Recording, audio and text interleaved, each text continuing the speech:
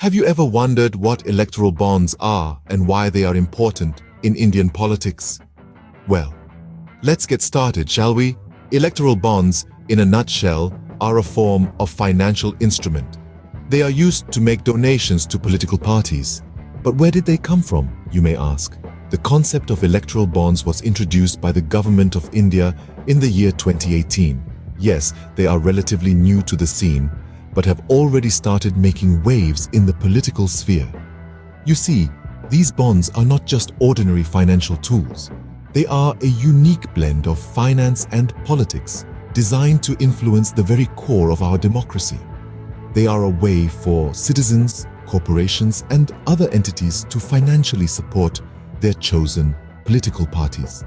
So, why should you care about electoral bonds? Well, because they play a significant role in shaping the political landscape of our country. Stay tuned as we delve deeper into the world of electoral bonds. Why were electoral bonds introduced in the first place? The heart of the matter is transparency. Electoral bonds were conceived as a solution to the opaque, often dubious world of political funding in India. The idea was to create a clean, accountable system where the flow of money could be tracked and recorded. In the past, political parties in India were largely funded through cash donations. These transactions were untraceable, opening up avenues for illegal activities and corruption. The introduction of electoral bonds sought to change this. By making the process of funding more transparent, the government aimed to curb the influence of black money in politics. The second key purpose of electoral bonds is to protect the identity of donors. You might wonder, why would a donor want to remain anonymous? Well, the answer lies in the often volatile world of politics. With the winds of political fortune constantly shifting, a donor might face backlash or victimization from opposing parties. By keeping donors anonymous, electoral bonds aim to safeguard these individuals and organizations from potential political retribution. In essence, electoral bonds were intended to serve two main purposes: to ensure transparency in political funding and to protect the identity of donors. They were designed to bring about a much-needed reform in the way political funding was handled in India. However, it's essential to remember that the introduction of any new system is rarely without its challenges and criticisms, and electoral bonds are no exception. While they were brought in with the noble intention of cleaning up political funding, there have been concerns and debates about their effectiveness and potential misuse. But that's a discussion for another time. For now, let's focus on the intention behind the creation of electoral bonds. As we can see, the intention behind electoral bonds was to clean up political funding. But how exactly do these electoral bonds work? Well, let's break it down. Picture electoral bonds as a financial instrument, much like a promissory note. They're issued in multiples of 1,000, 10,000, 1 lakh, 10 lakh, and 1 crore rupees. But unlike other bonds, these aren't something you can trade or make a profit from. They serve a single purpose: to fund political parties. Here's the process: an individual or a corporation, but remember, they must be an Indian citizen or a body incorporated in India, walks into a specified branch of the State Bank of India or SBI. They fill out an application, undergo a Know Your Customer process, and then purchase the bond. This isn't your typical retail experience. There's no online shopping option. It's all done in person, and it's all very formal. Now, once purchased, these bonds are like bearer checks. The name of the payee isn't written on the bond. Instead, whoever holds the bond is entitled to the funds. But there's a catch. The bond has a life of only 15 days. That's right, just over 2 weeks. Within that time, it must be donated to a political party. The political party then deposits it into their verified account, and voila, the bond is encashed. Note, only parties registered under Section 29A of the Representation of the People Act, 1951, and which secured not less than 1% of the votes polled in the last general election, can receive these bonds. So why the strict timeline? It's to avoid misuse and ensure transparency. The bonds can't be held as assets because they have to be cashed in quickly. In a nutshell, electoral bonds are a unique, time-bound way of making political donations, a method that ensures the identity of the donor remains confidential while also promoting transparency in political funding. Interestingly, electoral bonds have a very specific and controlled way of operation. Electoral bonds, however, have not been without their share of controversies. Let's delve into some of the criticisms and issues that have surrounded these financial instruments. One of the significant criticisms is the potential for money laundering. Critics argue that the anonymity provided to donors could be exploited by individuals or entities to route illicit funds into the political system.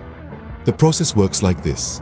An entity buys an electoral bond, donates it to a political party, and then that party can cash it in.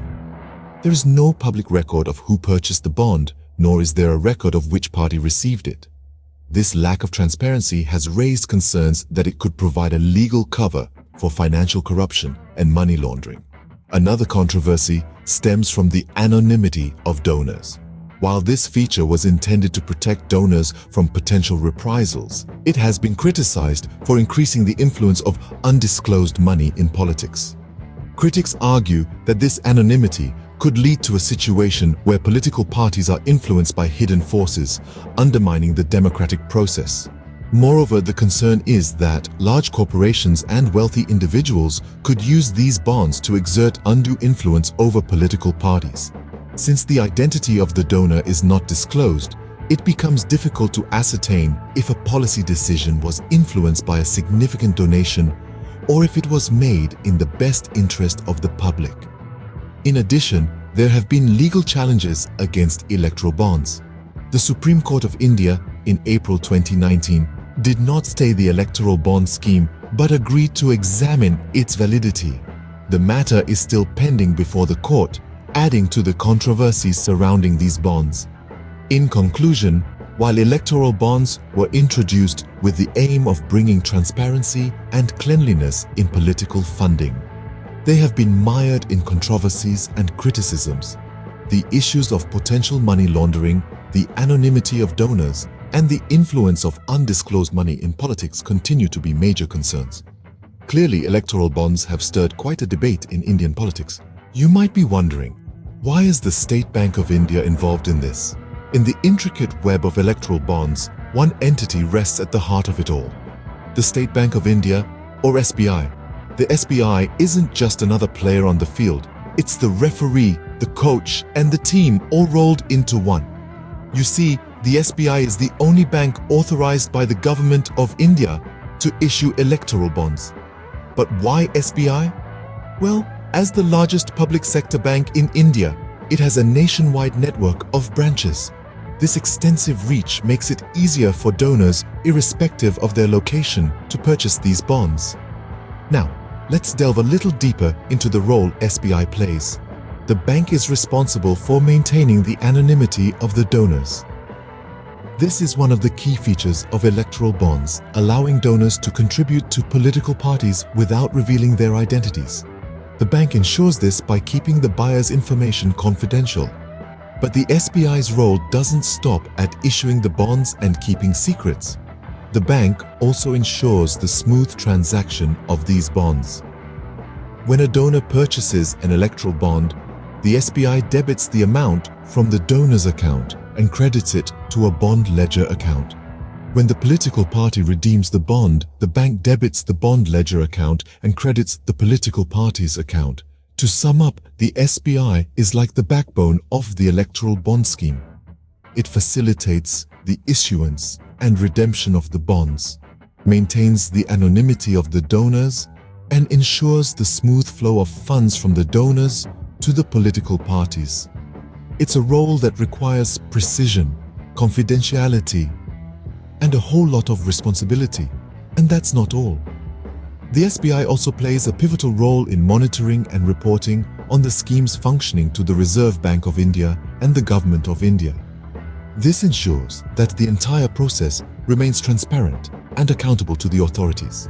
So SBI plays a crucial role in the entire process of electoral bonds. So, to sum it up, we've journeyed through the complex world of electoral bonds, their purpose, functioning, criticisms, and the role of the State Bank of India.